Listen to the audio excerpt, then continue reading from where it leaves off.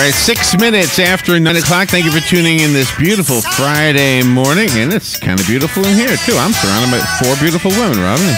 Yourself included, huh? Jim George is not here, so he's not one of the beautiful women. Klodiana Palushi is here. She's been with us before, and she contributes to our community in so many ways. One of those ways is through Innovation Ocala magazine, and she's the publisher of that magazine.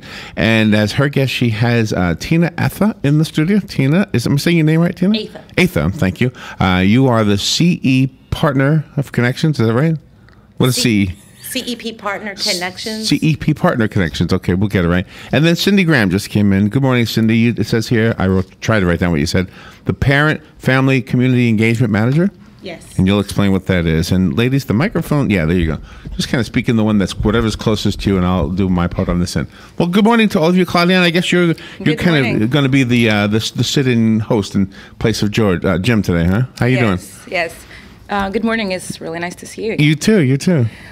So we're excited. We wanted to cover a little bit today in this project that we are getting involved with childhood development services. Okay. And Cindy is going to fill us in details, and I wanted to touch a little bit on the new publication that we have with the CEP.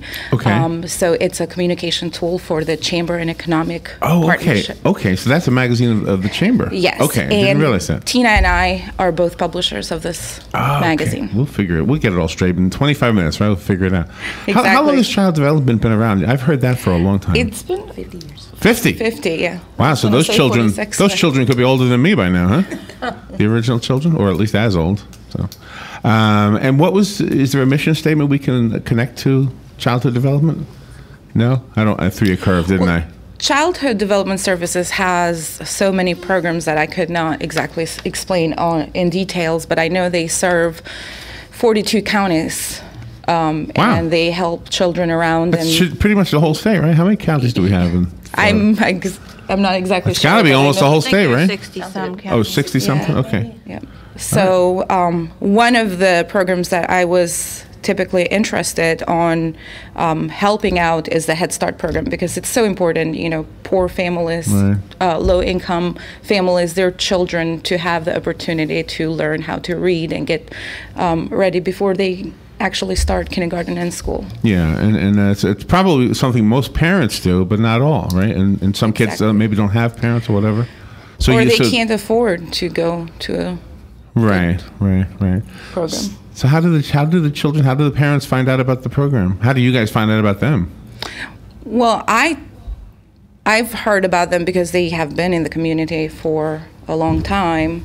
Also, Kurt Berman, the CEO of Childhood Development Services, was my professor at CF. Okay. He teaches on the bachelor program. Okay. All right. Well, excellent. Well, thank you for all coming in. So it sounds like some good work you're all doing. Now, is there something coming up that we can talk about to promote, or any kind of a drive that you need people to be aware of? Well, specifically, we were working towards a book project.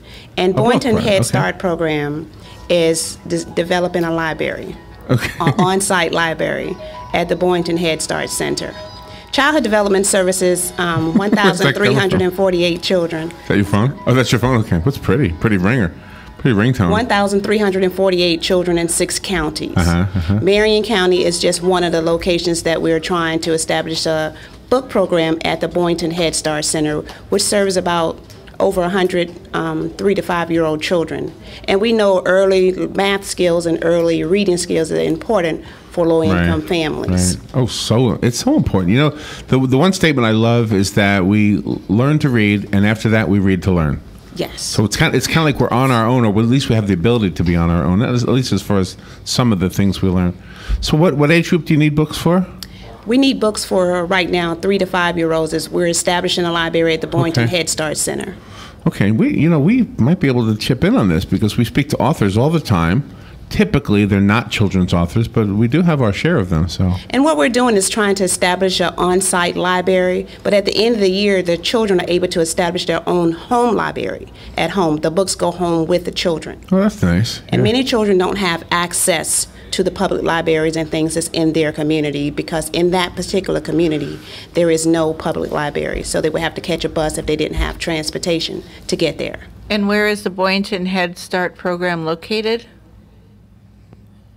It's located on Highway 27, right beside Howard Middle School. Oh, okay. Okay, and is the name Boynton a family name? I know Yes. that Angie Boynton was one of the school board members, and Yes, and the center was named after her mother, actually. Is that right? Who Wow. worked over 30 years for Childhood Development Services. oh, that's awesome. Yeah, And Childhood Development Services will be celebrating their 50th anniversary next year. isn't that amazing? How exciting. Yeah. So what are you doing as a magazine? What are you ladies doing to connect with this? Well, we just ran an article in a few of our publications, neighborhoods and the business publications, to kind of make aware to let the community know what this particular center needs as far as books. And then Tina and I, we don't have specific dates, but we're planning to do a few book drives. We've talked to a few business owners that are going to help with shelves. Okay, that's put going to the be book- important, right? Yes, and then furniture. We need the Yeah. furniture, bookshelves, the small chairs for the students. Okay, For the okay. readers, and then, of course, the books. So we're going to be hosting a few events from now, probably through the summer, to get the program started. And then it's probably going to be a continual program until all the facilities have the books that they need. I like how you called them chairs for the readers, because when a child knows how to read, they have no limit as to what they can do in their life. And oftentimes it's an exposure to reading material that the children need. Because oftentimes when you have children from a disadvantaged home and compared to a family that has books in the home, accessibility is important. Do you know, when my son was little, his favorite book, you know what it was? It was How Spider Saved Santa Bug. Have you ever heard of that book? Have you ever heard of it? have. All right, this is the silliest book ever. But the important thing is he wanted to read it over and over and over again. Don't ask me why. Even to this day, he's 20. He's going on 28 now. So, and married, has a house. Yeah. But it's just one of those things. Well, something about being a little child is fascinated by whatever the story may be. You know, do you ladies remember your own or your children's favorite books when you were little or they were little? Lion King was my son's favorite. Oh, really? Why? wow. Did you have to read it to him, or did he learn to read it himself? Oh, no, both. Both. Well, wasn't that fun though? Didn't you like doing that? Most definitely. And it's so important that they get started so young. And that's why, like, Klodiana and I are both about education. And when we heard about this particular drive they need, we're getting on that. So we're going to have locations where the books can be dropped off. And I don't know if maybe you guys can host it, for Why not? a week or something. No problem with that. We'll help you any way we can. We'll get some information together once we get it kicked off here in the next couple of weeks, and we'll be having some flyers. We'll be putting on Facebook. We'll be writing continual articles on our Best Version Media publications. So we'll keep everybody in the loop. We're looking for business partners to join in this need. Okay, so you need money. That's the money thing. Money or donations. Yeah. Okay. So. And will you also be looking for readers to read to the children to get the children excited about reading themselves? Yes, often we have a couple of readings a year where we have community partners come in and read books to the children from different aspects in all of our centers. Oh, how and wonderful. we're located in Marion, Citrus, Gilchrist, Levy, Dixie, and Alachua counties. Yeah. Do you have some very the big actor types who really act out what they're reading? Do you have those show up? Yes, we do have characters. Oh, I like the way you said that. Yeah. So, Klodiana, is there anything that we can do to help you other than just spread the word? I mean, obviously, we will speak to authors in the future that we can pass on the books. I just wanted to really mention, I had read about a year ago that, the states typically build prison cells on surveys that how many third graders can read or not. And I just really want the community to realize the impact that and the difference that we can make just by donating a few books or getting involved. This is such an easy project that doesn't require too many resources, and our goal is to build that center by August. So just spreading the word out and, making sure even if someone doesn't have books or it doesn't have really, money to donate, they could, like you mentioned, they could go and help on one of the centers by reading to the kids or providing different volunteer opportunities for childhood development services. I mean, these kids are our future. Absolutely. It's our next generation. That's an amazing little tidbit of information you mentioned, that they can predict how many jail cells they'll need. It's scary. Wow. If a person is driving around right now and all of a sudden they pull into Barnes & Noble or Walmart and they just grab some books off the shelves and buy them, can they just drop them off like today at your magazine? They could drop them off at the Ocala Power Plant Business Incubator, or they could drop them off at Childhood Development Services, the headquarters on 25th Avenue. Oh, okay. Or maybe even here. So the cutoff age is what do you say, kindergarten? Yes. So very, very young books. Right. Head Start basically serves children birth to 5, but for that particular center, we serve 3 to 5-year-olds at that location. You've done established in the library. You've done some wonderful things there over the years with Head Start. Larry and I have been privy to that. We've been part of some of your functions, and the children are just absolutely phenomenal. They're all excited about doing whatever it is they're doing at that particular time, and they really crave to learn. They do enjoy learning, and we're working towards building those school readiness skills while they're in the Head Start program. From Head Start to kindergarten. Head Start is a 2-year program, and it's basically for low-income families. You do not have to be working to qualify for the Head Start, early Head Start program. So let's just kind of turn this for a second into a 5-adult. We have 5 adults here, right? 5 adult panel. Might be questionable. A 5-adult panel thing here, because this is a segment normally occupied by Jim George, and typically we talk about TVs and internet, et cetera, et cetera. So let's kind of just discuss. Do you think that, here's 2 questions in one, that TV should be governed more by the parents so that the children read more than they watch TV? And the other part is, do you think reading from a tablet is a good alternative to reading from a book, or are you more the book?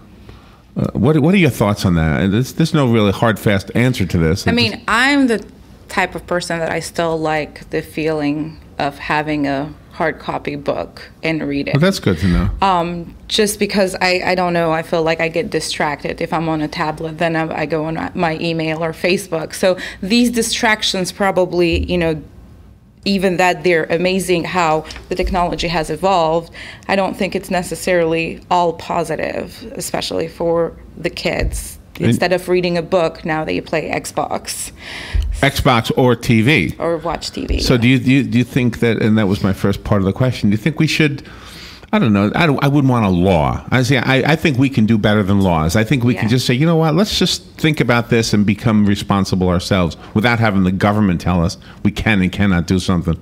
So, I mean, as parents, I remember when my son was little, I remember he would watch a certain amount of TV, and I probably have a different opinion about that now. He turned out okay, which is ultimately the good thing. But maybe if I was to rethink the way I raised my son, maybe I would have said, you know what, let's turn it off and open up a book. Although, well, I do think we should limit the TV aspect of children having so much exposure to the television and not controlled, in comparison to working directly with the family, having that family net, because the outdoor time has been limited. We know that they've limited the physical education in the school system. That's a shame, isn't so it? Yeah. I think we should limit TV time.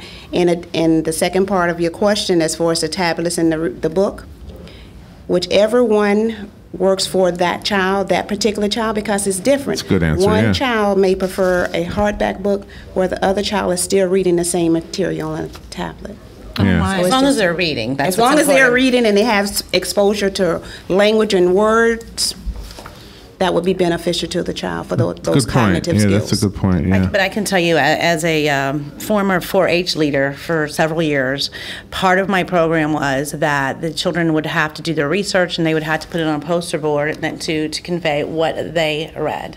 I feel that if they're sat in front of a TV, there's commercials, it's going to get them off key.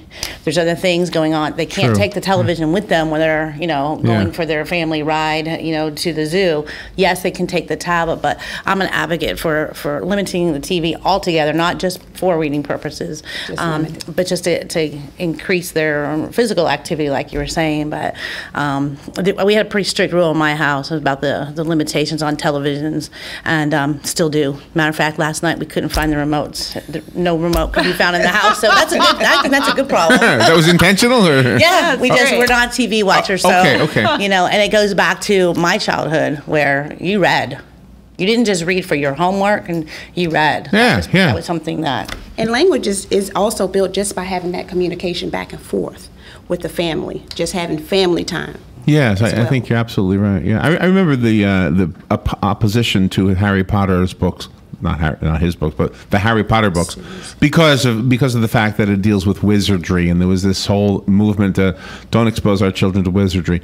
Well, I think that's each parent's decision. In my mind, maybe I'm a little bit more liberal when it comes to that, and not everything, but with that, I think just reading it's kind of like anything you're exercising on. If you're exercising your reading skills, you're exercising your reading skills. Simple as that. You can learn how to read from Harry Potter and then apply that to the Bible if that's what you prefer, or to the encyclopedia or to anything.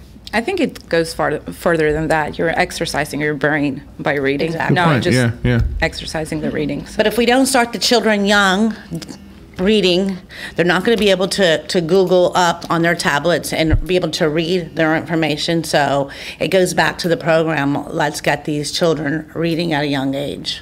And there's also social skills that are involved with that, because if you have a family and there are siblings, usually if the older sibling is learning to read, they might read out loud and then engage the younger sibling to be, and the younger sibling wants to then return. Right. Mimic that same behavior. Mm-hmm. Good point. It's really good. I feel like I'm on The View right now, by the way. All right. We do have in order to hear the caller, you'll need to put the headphones on. So let me give you a chance to put the headphones on, then we'll take a phone call. And let me know if you can't hear, okay? There should be a volume on whatever device your headphones is plugged into. All right, good morning. Thank you for waiting. You're on the air. Thank you for waiting. Yes, good morning. Good morning. When I was young and my sister was young, we were introduced to the Reader's Digest. We had the Hardy Boys, and my sister had Nancy Drew, and there was the Mark Twains, the Robert Louis Stevenson books. I devoured Sherlock Holmes. That's what happened to him. Yeah. If Harry Potter is the new thing, by all means. If it gets the child to read, by all means. Yeah, that's the way I feel about it too. Yeah, and you're a great example. This is Jim Penna. He's a walking encyclopedia, ladies. So yeah, thank you, Jim. That's right. And that's a testament. Look, it's Mother's Day Monday. That's a testament to your mom, right? Wasn't she responsible for you reading that much? Oh, he hung up. Yes. Jeez. His answer would have been yes. I think so. Yeah. So I definitely think the parents had a lot to do. I remember my dad paid us to read. He paid you? Yes. Wow. $30. Whoever finishes the book. 30. And we would get quizzed on it too. So. Oh, yeah. So you couldn't watch the movie and pretend you read the book. Definitely not. Did you ever, and that's another thing, when there is a movie made of a book, I think the tool that can be used with that, and Harry Potter's another good example here, is that you can ask the kids, okay, you read the book, you saw the movie, what was the differences? Mm-hmm. What were the differences? Because there always are some, right? Always. And I know the avid readers, whether it's the Star Wars books, which goes back 30, 40 years, whatever. Yeah. Or the newer ones, and I don't even know. I think Harry Potter is even already probably passé, right? Mm-hmm. That's kind of. Yeah. But whatever it is, I'm guessing that the films will probably attract the attention as well, right? Yes. Definitely so, but I would make my son read the book before, and then we would go to the movie. Yeah. The Boynton Head Start Center, do you also need people just to to volunteer just to come down to help organize things and clean things up and make way for the shelving and things that are coming in? We can always use volunteers at the Boynton Head Start Center. And it's different aspects because this is a new project Yes. That we're involved in. So we will be reorganizing that area where the library is going to go, because we have a language-rich environment in the classrooms. So we're building the library so the parents will also have access to the library, and then in turn those same books will go home, so they will have a library at home. That is so wonderful. We had a young boy on the air. He is 10 years old. He wrote a book. Wow. His book was called The Boy Who Went to Mars. Yes. The Boy Who Went to Mars. You're local?